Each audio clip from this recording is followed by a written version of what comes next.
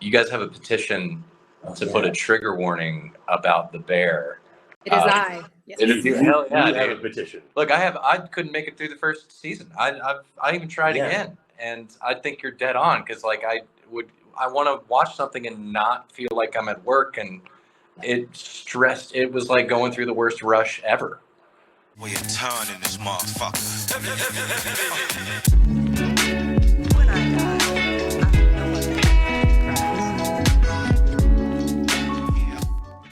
Let's jump right into it. Jasmin Parks-Papadopoulos. That is one of the coolest names we've ever heard. You got it right on the first try. I'm so impressed. We've been practicing all day. Wow, that's like the second time that's happened in my life. I'm very flattered. Thank you.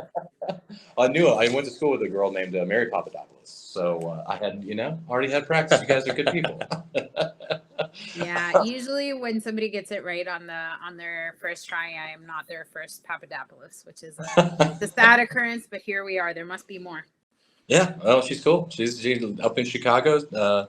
She's an amazing person. She's very artistic. I went to theater school with her, and she's incredible. So, yeah. Okay. Well, shout out to Mary Papadopoulos in Chicago. Yeah, absolutely. I did want to ask, do you prefer Jasmin or Jazz? I just saw some of your... It's just Jazz. Nobody really calls me Jasmin. We'll just call you Jazz. Jazz. That's great. You've been in contact with Chad. Nice I am Jacob. Yes. And this is Who the Fuck Closed Last Night. Yeah. Awesome. Happy to be here. We're so happy to have you. We had discussed doing an episode on mental health, and in the industry specifically. So I was so pleased to find that your organization, CHOW, the Culinary Hospitality Outreach Wellness group, actually already existed. Can you tell us a little bit about your organization? Yeah, absolutely. We are coming up on our 7th birthday. We started out in Denver, Colorado, and very, very small group, started by our founder, John Hinman, who's a rad dude who currently still owns and operates Hinman Pie, that you might know of in Denver, Colorado. And he was our founder. He was just struggling. And when he started his recovery journey, he came back to the food, beverage, hospitality industry and saw that a lot of the challenges that had driven him to get sober and embark on a sober journey, they were still kind of looking back at him. And he had this big question of addressing how we can talk about the pain that we can't necessarily see. And so he got folks together at his bakery one night to talk about that pain that we can't see in an industry that often hides even physical injuries. And as it were, Anthony Bourdain completed suicide a couple of days before that meeting in Denver. And so what could have been just a couple of folks showing up to his bakery to chat actually ended up being a really full room of folks who had been waiting to talk about these things that they didn't have the tools yet to talk about. And then the pandemic happened shortly thereafter, and massive boom. We went international accidentally. So now Unity hybrid is hybrid. So both in person, folks come to our multiple CHOW discussion groups. So what was the baby group that started out of Denver is now 8 meetings. By the end of the year, it'll be 10 with dedicated spaces for our men and women, Spanish speakers, LGBTQIA+ members. And they are online meetings and in person where folks can come and talk about the successes and struggles of belonging to the food, beverage, hospitality industry. Wow, that's incredible. Yeah, because I mean, we've experienced it firsthand, but there's such a need for that. There's so many of us that struggle with mental illness at a higher rate than other industries. Can you talk a little bit about like the statistics of how many people in our industries for health? Yeah, staggering. These are self-reported numbers, right? So in order to be delineated in these numbers, you have to report them. That 68% of food, beverage, hospitality workers experience burnout. The last time that Unilever collated information about what the highest industry of substance misuse for the pandemic, and food service as the first. So we rated number 1 in substance misuse, which right in an industry where drugs are still very prevalent and a lot of our social interactions are centered around alcohol. We know that we have a lot of social inclinations towards use in our industry. We treat those as kind of we don't without the other. We don't believe that in a side. And we know food is actually growing in staggering. If you think about how inclusive the food, beverage, hospitality industry is, so we use that word intentionally, the long version versus just saying hospitality, because we want to make sure to create spaces for anything from busser, dishwasher, bartender, barista, chef, server, but also industry writer, farmer, stocking the shelves at Whole Foods, folks who are driving the delivery trucks that bring the foods to the restaurant, and food service manufacturers. And so we are growing at such a rate than the mental health spaces. IP put them in the real world. And so we know that right now, if every clinical mental health care provider who were to fill up their docket, their 8 hours a day completely with food, beverage, hospitality workers, we still outnumber them 29 times. And so, in recognition of be accessible to not working hours and who are as in underpaid, make sure relations and spaces like CHOW exist so that folks don't continue to slip through of Right, yeah. On something already where it seems like there's so many factors that contribute to the fact that we struggle with mental health in the end. I mean, do you think any of the people that are attracted to the industry as well? I mean, we seem to have a lot of neurodivergent people that come into the industry because it fits us. But as you described, it seems like there's a large amount of factors that go into exact issues. How do we change that as an industry? What are factors that we can? I know there's probably a long list, but what are factors that we can kind of implement to make our career more healthy for our wellness? I love this question. Well, so I guess a twofold answer. A great question here. The chef, Patrick, who started an organization in California called I Got Your Back, that does similar work to CHOW, asked much of the same question. Do folks show up to the industry broken, or do we break them when they get here?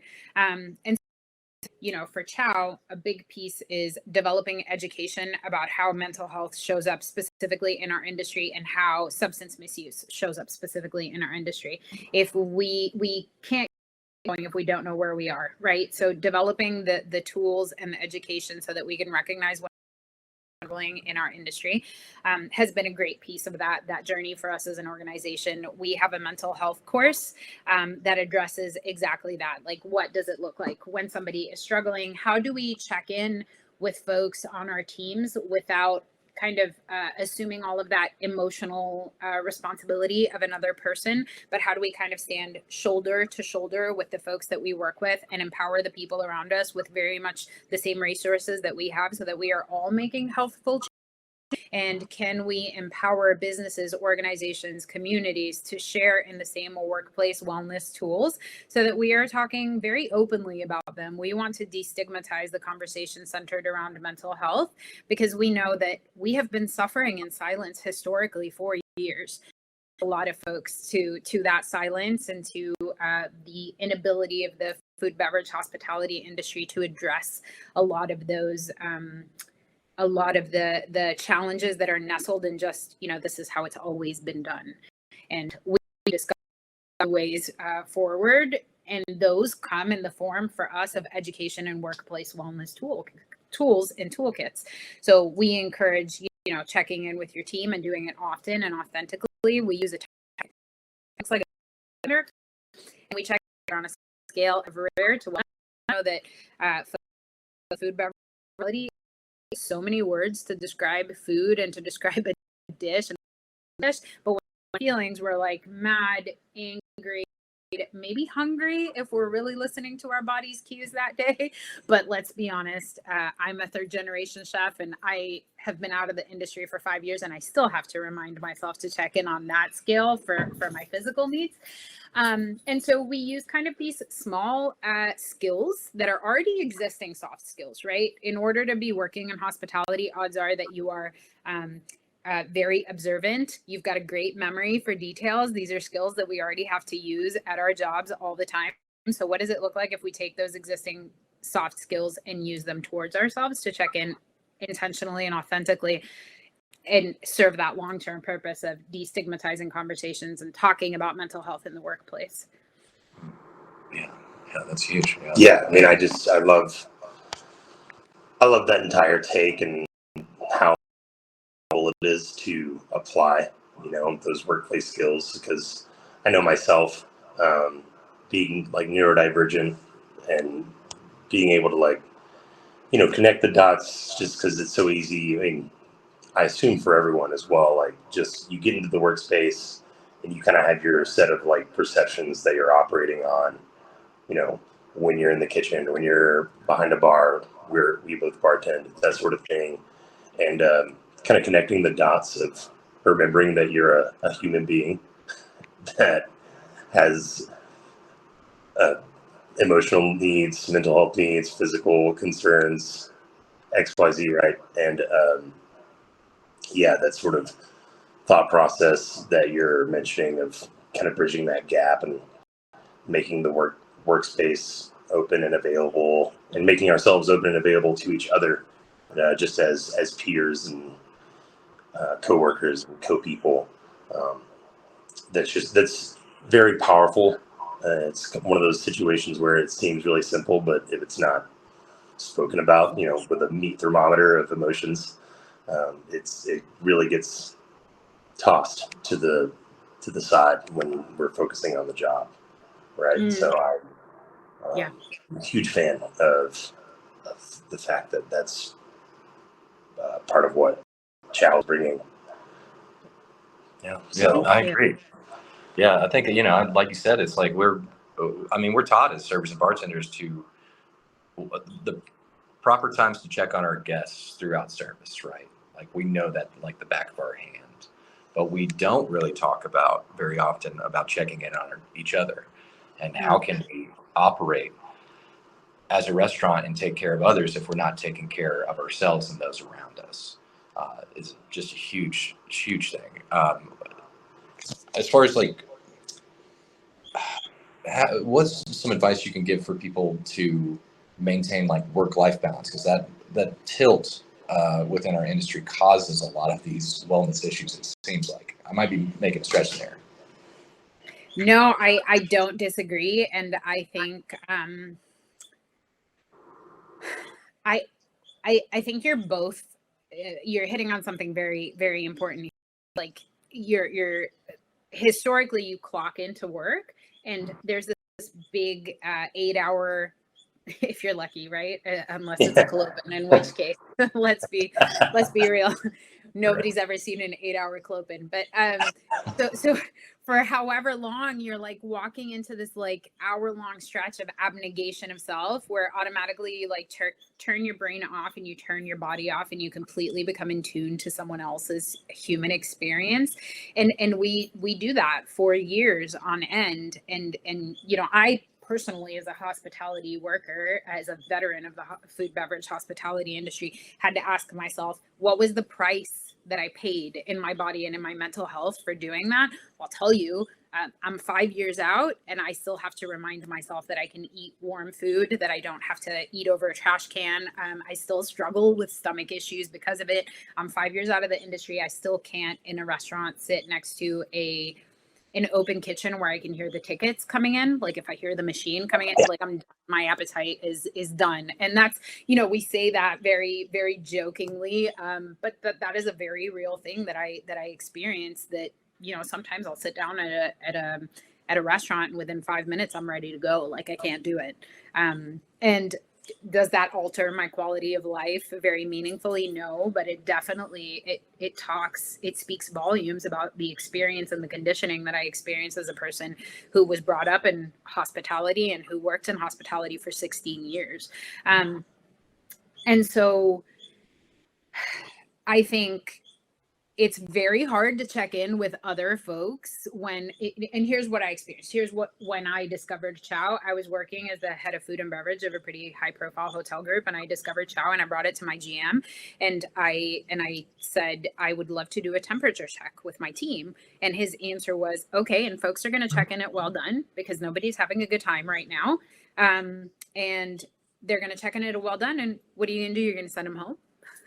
Like, we have that kind of staffing where you could just send folks home because they're struggling with their mental health. You are going to open up a can of worms that we don't have the resources to deal with. So if I was you, I would not be asking any challenging questions. And I didn't ask any kind of questions. I just left.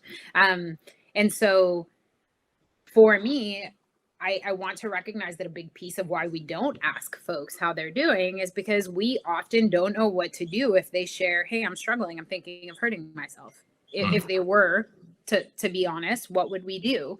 And so, one of the tools that I tell folks to put in their back pocket is, we've got 2 ears for listening and 1 mouth for speaking, because we should be doing more listening than speaking. And so if we can ask folks how they're doing without and relinquish the compulsion of fixing or reframing or offering a solution for what they're sharing, it actually, for me, becomes so much easier to ask how folks are doing, because I'm not the person who is single-handedly responsible for fixing whatever challenge you're going through that made you feel well done. And so I can just ask you about it and be human with you for a second, because I might not relate to whatever challenge you're going through that day, but odds are I can probably relate to the feeling of being well done over any X thing that happens that makes folks feel well done. And so I think that's a small thing that we can start taking with us is, kind of relinquishing that control of having to fix and moderate the way that we do in service. We are the memory makers. We are responsible for that, the total sum of all of the parts of a human hospitality experience, but we're not responsible for other people's shared lived experience, right? So maybe if we just, like we said, stand shoulder to shoulder, check in without the compulsion to fix, maybe it becomes a little bit easier to be able to do it. And I think that's step one in any conversation.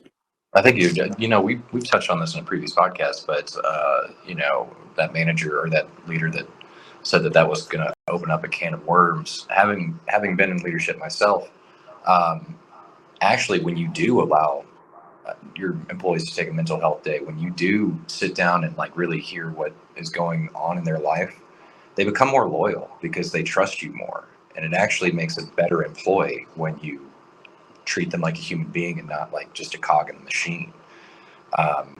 Which kind of brings us to, because leaders go through their own struggles with mental health, right? They're many times they're working 60, 70, 80-hour weeks, which is a major problem.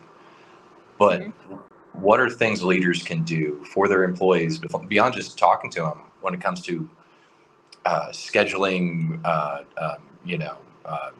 team building, stuff like that, that can actually build a culture for better mental health and wellness within their staff? I often tell folks, this is the answer you're going to dislike the most, because it's very much like a Pinterest cross-stitch quote that you have behind you about masks. But one of the most effective things that we have learned, because CHOW is a listening organization, so all of the programs that we've developed or resources we've developed, it's because we've heard that they worked for somebody. So they've been tried and tested in certain restaurants, bars, organizations that have shared those success rates with us. And so we borrow that and share it with other folks to start the conversation. So one of the things that we've learned can be the most powerful from leadership is use a resource and role model it to the rest of your team and speak candidly about it. And what do I mean when I say that? I mean, hey, Chad, did you know that we actually have an EAP? And I didn't know this, but our EAP actually covers financial wellness. So I was able to request seeing a financial coach because I've really been struggling with trying to figure out how to budget for the holidays coming up, not knowing how many shifts I'm going to have. So I was able to see the financial coach. The really weird part was that it took about 48 hours for them to even acknowledge that the email came through. But then once they did acknowledge it, I was able to be seen almost right away. And so I was able to talk to somebody online, or I could have gone in person. And so what I'm doing here is I'm walking you through the process and telling you what my success was in getting it done, what the struggle was, this resource, right? So instead of preaching to you about how financial wellness is a huge piece of wellness, stress about our finances, what we do is really invest in our financial wellness. I'm going to tell you how I'm going to walk through my own roadmap to wellness resources of us have shared in common, so that you know what to expect, because there's no greater way to encourage folks to try something than to demystify it and like simplify it and walk them through it and make it just a little bit easier. Does that make sense? Yeah, absolutely. I guess I'm curious in experience of growing CHOW and trying resources. What seems to be the barrier to getting mental health resources, or witnessing someone, obviously, like, people need to like make the choices for their companies. What has been the hardest thing that you've seen? I'm kind of a top down culture issue where business owners, all the way from like the ownership, executive chef sort of situation, are kind of responding like that chef story that you told. But what is sort of that most difficult point of entry into bringing a culture of mental health awareness and communication into the restaurants or hospitality spaces, is a better way to say that? That is a super insightful ask. I think we are realizing that folks are now at different kind of stages in the conversation centered around mental health and wellness. And I want to acknowledge that a lot of that landscape is changing. I started off at CHOW 5 years ago as a volunteer. I consider myself a CHOW success story. At the time, I actually meetings without saying anything, really thinking to myself, wow, these folks are definitely not chefs like I was a chef, because I definitely would not be sitting here in a room full of folks complaining about my mental health. And then on meeting 4, they like cracked me open like a nut, and I was like, oh God, Yeah. I did not have a good time. Everything was terrible. I don't know how I'm supposed to go back to the industry knowing this about myself. So I come to you as a success story in how CHOW works. Hang on a second. Route me back to the question. I diverted too far. No, just what have you seen Yes. being the most difficult sort of point of entry for getting these conversations and culture started? Yeah. I'm back on track. So when I first started out and we were doing outreach, the welcome that we received in the food, beverage, hospitality industry was very different than now, right? There were a lot of folks who behaved very much the way I think I would have behaved if somebody from CHOW came to drop off flyers in my kitchen. I'd be like, who sent you? Am I in trouble? Did somebody tell you something that happened in this kitchen? Because if they did, they shouldn't have, and everything is fine here. So turn around and walk right back out. That's how I would have handled it. And there were definitely, 5 years ago, it was very much like, okay, where's this coming from? Like, why did this start? A lot of folks greeted us with curiosity. A lot of people just didn't think it was for them. There were some that were a little bit hostile and awkward. Typically, the welcome that we get now, I'm so glad that this exists. I wish I had known about it before I left the industry. I'm so grateful that I get to share this with the team. I'm so glad that you're here. And so the welcome is changing, which tells me that the culture is changing and that folks are starting to talk about it. a lot of the, obviously folks can't use what they don't know. If they don't know that CHOW doesn't exist, they can't use it. And so a big part of it for us has been being able to do outreach, to talk about our programs. Our programs are 100% free of cost, but folks can't use them if they don't know that they exist. And the truth is that there's still, I mean, we're sometimes the odds are stacked against us, right? For example, we'll have more CHOW meetings in the month of November and December because we know that traditionally our food, beverage, hospitality workers, they struggle a little more around the holidays because we don't get to experience the holidays the way other folks in other industries do. They're a time of high pressure. A lot of us are like working doubles, you know, and the schedules look different and the finances look different and our habits centered around them look different. So we increase that support. Well, just because we increase support doesn't mean that folks have the time available to be able to attend a CHOW meeting, right? Because they're heavily scheduled. And so finding times to make ourselves accessible for our community can be a challenge sometimes. How far along folks are in the conversation can be a challenge. Sometimes folks us into panels and pre-shift conversations where we are so impressed by the amazing wellness practices that we hear. We actually put together a workplace wellness toolkit filled with all the cool stuff that we've heard folks are doing for their staff. And sometimes we'll walk into a restaurant where folks are still calling each other a family. And we're like, hey, have we thought about what it means when we say that, you know? And we realize that there's a little bit more rolling up of the sleeves to be done. So I think it's just how the culture is developing and at what speed. Yeah. So if I'm someone, you know, just an employee at a restaurant, which I am currently, that is interested, because a lot of our listeners are really just, you know, our workers, not as many people that are necessarily managers or owners. The steps that I could take to incorporate CHOW and present the fact that you guys exist to a restaurant that I would work in. Great question. So I think for all of you listening, you know your workplace and how far along into that conversation you are better than anyone. So we can support you with anything from we've sent folks outreach materials that they just dropped off in the break room without saying much. So we can just send you flyers and you just very covertly drop them off in your workplace. We've had folks who have filled out contact us forms. We have pre-shift presentations. And for those of you listening who are not food, beverage, hospitality workers, a pre-shift conversation is something that you have before your shifts starts or before you sit down before your busy service starts up.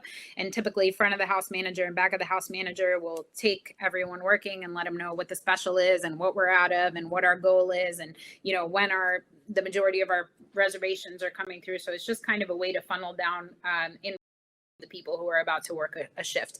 We want to be as a conversation as the sustainability of materials and what's been 86th for the night. So we show up to these pre-shifts and we say, hey, here's what CHOW is. Here's when our next meeting is. Do you have any questions?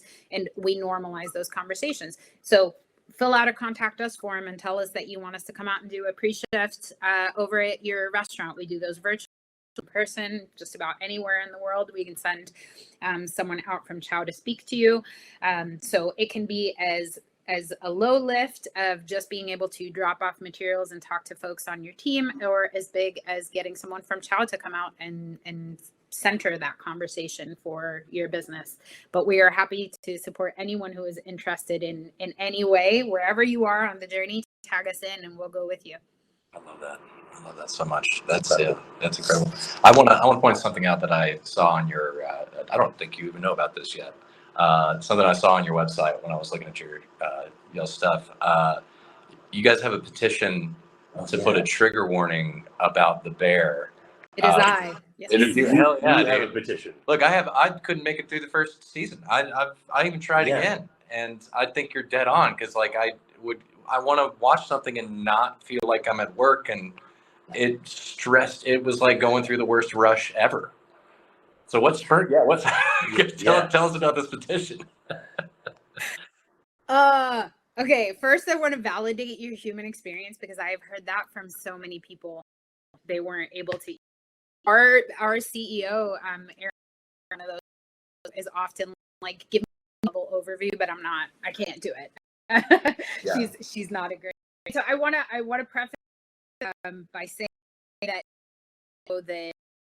there are a lot of food, beverage, hospitality workers who are speaking out against air. I want to preface this by saying that my petition is called a love letter to the bear, because I believe in order for something to have been so activating for me, I think it was very accurate. There were a lot of scenes that I saw my human experience portrayed back to me. I found myself moved and activated by that content. We have resources for folks who are emotionally moved and activated. We have places where we can go have those conversations with support now. And so I believe that any kind of consume in 2025, if you see something with intimate partner violence, right? Black screen at the end, here are your resources. If you are a victim of intimate partner violence, I believe that a lot of folks in our industry, and the research shows that a lot of folks in our industry suffer from PTSD as a result of experiences that we lived through. You watch a piece of content that moves us or triggers us, activates us, and there are resources available, and we are not showcasing them as support with that content. Is that not just a manipulative exploitation of food, beverage, hospitality workers' stories without any kind of transformative power there? I believe the bear is an accurate representation of at least what I lived through in the industry. And organizations like CHOW, and there's a lot of partner organizations that are doing incredible work like CHOW, have now developed the resources so that that doesn't have to continue being the experience of food, beverage, hospitality workers. And I think that when you have a piece of content that has such a high reach and you are talking so intimately and vulnerably about people's stories, I believe that the support piece has to belong there in order for it to not be exploitative. That's a great way to put that. Yeah, I mean, I will be signing the petition personally. Thank you.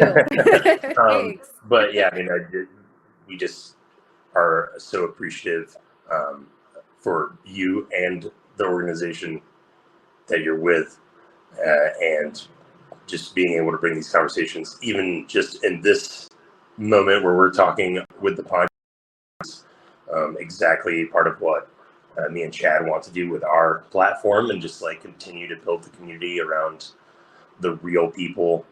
That's been a big motivator here, is the fact that like most food and beverage content is about the food and beverage and not about the people, but hospitality is all about people, right? That's the entire center of the industry. So yeah, I just am really thankful that I'm checking the time right now because I know your time is limited. Please don't rush. I have an allotted additional 15 minutes of grace today. Thank you. Awesome. But Yeah. we're doing great. We're just super excited to just be learning from you right now what exists for our community, and the level of importance that we can trust that the people that are supporting our people can put into you guys, and as a result into each other. I think one of the other sort of concepts we wanted to ask about in regards to just workplace health, all of this is I just lost my place. You're okay. I know earlier in like burnout and exhaustion, and you touched briefly on the with substance abuse. Just there's that kind of like quick answer version, like our high pressure work environments, so they abuse substances, and honestly seemed like, I think there was like a Gordon Ramsay thing where he like talked about like cocaine in kitchens or something like that, but it was like really portrayed to like just kind of made him look like he's just a hard ass on people. He's like, I don't accept this in the workplace or whatever. Like what, how do you guys open up that conversation, and how can we all open up the fact that that's like an incredibly prevalent thing, and just in recognizing it, and how to, meet people with grace, and but still address and support each other while everyone is at, and it kind of goes the way of like sober individuals working around people that are in substance abuse areas and they're still in the industry, sort of all of those aspects of it. Like, what are some of the ways that you guys approach that conversation? Yeah, I love that. So every time that I'm given the opportunity to speak publicly, and I'm asked a question centered around this, I really like to give a nod to the great Greg Baker, who brought up the concept of the quiet hour. And for those of you listening who don't, Baker asked the question through a really impactful article and feature on the Wall Street Journal video about chef mental health specifically. When you finish your shift at 11 o'clock at midnight and out, and your home is asleep and all of your friends are asleep, office job to get to, and the only thing that's open of light is the bar, on the corner, drink be waiting for you. How come off that shift and reintegrate back into your life before going to bed when you're at opposite ends of everyone that maybe and love and who could just vibe or offer you support after a challenging shift. How many chefs have we lost to the quiet hour is the question that he asks, and I love that, because I think the conversation has the impact. There is an entire foundational framework of that we live in that is on differing, that when we are asleep, or when we're enjoying a Christmas, or when we are having a 4th of July, or when Mother's Day, they're like the piece of keeping on for human celebration. And can we ask ourselves, can we just check in with the folks that we know who are average hospitality and say, hey, are you doing for Mother's Day since you're working Mother's Day brunch? Or, hey, do you have a safe ride to get home at after your St. Patrick's Day shift, which is inevitably going to be a clopen, and your hands are going to be like stained with, green food dye that you've put in beer, and the streets are going to be hellish, and can I support you in some way? And so I know that it can seem, our tagline is let's talk about it. And I know that it can seem like a very wishy-washy, simple solution to a very complex problem. We know that 100%, which is why we develop so many programs and systems, free systems of support to continue to address the issues at hand. But we really do believe that the acknowledgement of the challenge and talking about the challenge mystifies and destigmatizes it, right? So when we start to talk about, hey, let's talk about what a shift drink actually costs a restaurant. So you're spending, let's say, X amount of dollars a month, offering everybody a beer after their shift. Is it feasible to put this money aside, which you may not have realized is actually, $700. Maybe you thought it was $1 here and there, but it's actually $700. What happens if at our next staff meeting, we just ask the staff if everybody would like a wellness stipend instead? Maybe folks would really enjoy having an additional $50, on their paycheck, or a local yoga membership, yoga studio membership, or, can we all learn a language, or whatever it looks like, making that decision together. Because we are now talking about the fact that so much of our social wellness and our time spent outside of work is either spent with the people that we work with, or is spent drinking with the people that we work with, or it's spent drinking at our workplace. And can we develop, we cannot develop any additional frameworks if we are not talking about how we've closed ourselves in so many different ways, because it's just always been how it is. What do you do after work? Well, I just hang out for a shift drink with everybody that I just had a shift with. But if we start to talk about what the consequences are of that, I think it looks different. I can tell you from personal experience it does, because if you had asked me when I was in the industry, I had a lot of friends. I had a pretty rich social life. Let me tell you what happened when I left the industry and I decided that I was not going to be, obviously, clocking having a shift drink, there were not a lot of people who could on trauma bonds that I made over alcohol in my time as a chef. But I didn't have a lot of like social wellness. I didn't have a lot of friends who would check up on me. I definitely had no hobbies. I like because my entire identity, personality.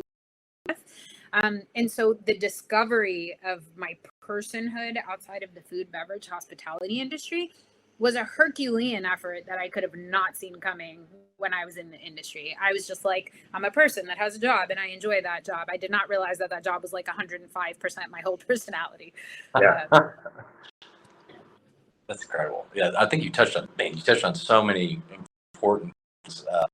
But like, I want to give a shout out to a gentleman that we're actually about to interview in a couple of weeks. His name is Bill, the owner of Kawani. And on our opening, just like meeting, he had a realization that you just spoke on, where he was having they used to have shift drinks after every shift, and he started to notice. He started having incidences of like, you know, an employee that was arrested for a DUI, an employee that like missed a shift because they had gotten too hungover the night before, and he made the decision that he was like, you know, I don't care what you guys do after work. I know you're probably going to go over to the bar next door, but I care about you guys, and I don't want that to start here. So he calculated how much they were spending on the shift drinks. And like once a week, he orders from whatever restaurant they want for like a family meal that's not just from their restaurant. It was just like a small part of him caring about himself, or caring about his staff, rather. What I also wanted to point out to something you said, that so many of us, not even just in this industry, find our identity as what we do for a career. And that is a dangerous thing for anybody, because we are so much more complex as humans than just, you know, I'm Chad the bartender, this is Jacob the bartender, you know. Finding who you are beyond your job is a difficult thing, but it's so important. How do we encourage people to have hobbies beyond this, and how do we give them the space to do that? Is that like a scheduling thing? Because that's you've blown me away by how much is changing in the industry. We've touched on it. A lot of it started during COVID, but man, it's hard to have a hobby or find yourself beyond who you are as a chef or a bartender if you're working 80 hours a week.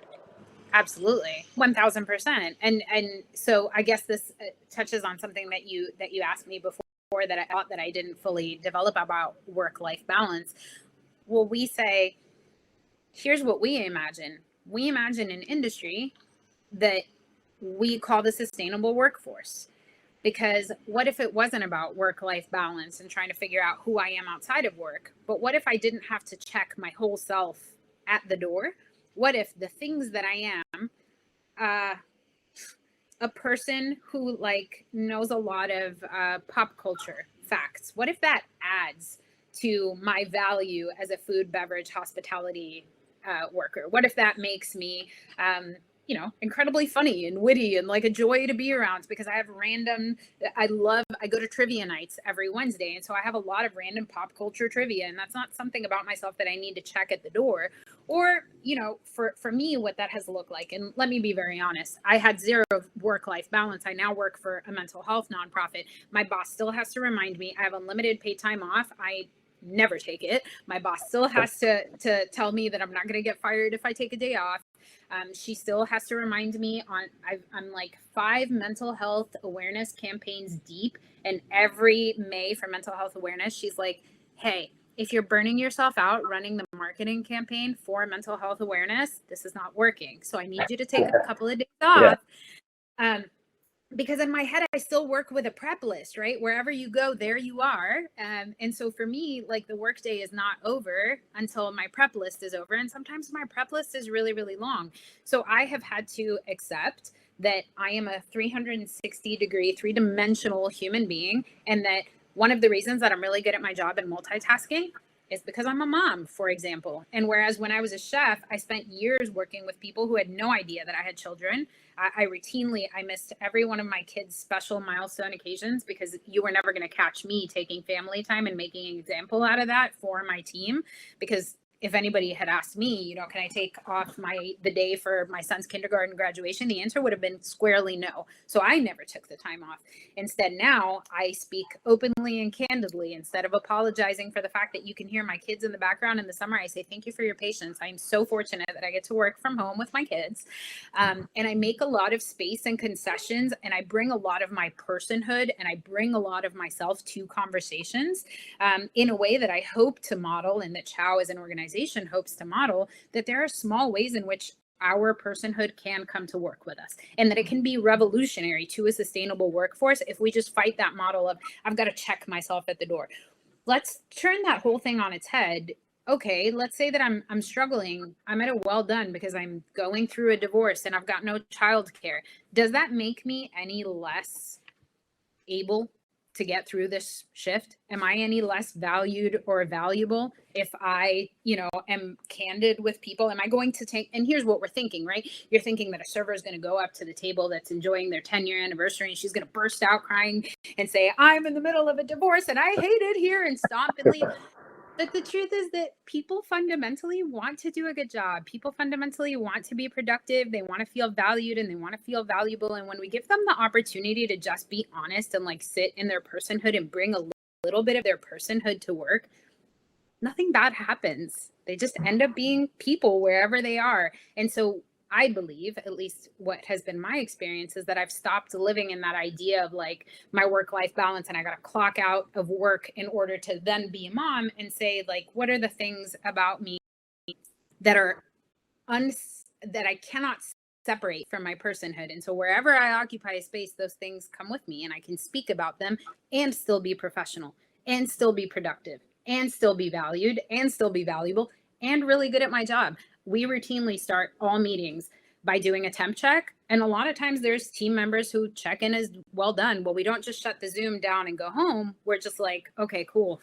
Today's a well done day. How can I support you? Is there anything that you need done? Can we shift any work between us? Which in the industry would look like, can I give you a 10-minute break, go out for an additional smoke break every hour so that we can make it through? Can I sit down next to you at family meal and you and I can go through resources that I know of alone?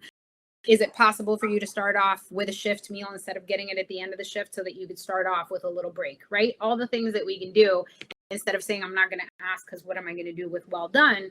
Well, you don't have to control it. Ask folks what it is that they need for their personhood so they can bring their personhood to work. I love that. And I love the whole conversation, and I wish, I feel like we could cover things for hours more with you. But I just want to give you just kind of a last kind of end of the call, end of our time here, to sort of, if you want to blast out how people can find CHOW or whatever sort of super plug-in about Meetings you you got coming up, or meetings you got coming up, or anything maybe Denver related, and also just initially or finally, just thank you for joining us today. Yeah, I want to thank you so much. I'm so grateful for the invite and to be here. Like I said, folks can't use any of the programming if they don't know that it's available. So any opportunity we have to be able to talk about our mission is just so important. And I'm so grateful. And I love all the questions that you've asked me. I wish this conversation could continue forever because I love being able to talk to similar background and similar shared lived experience. There's so much that we can connect on. I think my plug, which is anytime I'm at a conference, podcast, anything at all, this is my final thing. If you are in food, beverage, hospitality, if you know someone in food, beverage, hospitality, if you love someone in food, beverage, hospitality, if you value someone in food, beverage, hospitality, then CHOW is for you. It is for all of the above things. We do hard things all the time. And we don't have to keep doing them in the way that we've always done them. There are supports available, and every single one of you listening, you absolutely deserve them. You deserve to discover a new way to move forward. And if nothing else, just folks who can listen to your successes and struggles and really connect with them in the way that we just did, right? Being able to start a conversation with the same kind of language with each other that makes you feel really heard and seen. And I think those types of communities, they go a long way. They help people. We've seen it. So if you're wondering if this is for you, it is for you. Please check us out at chowco.org.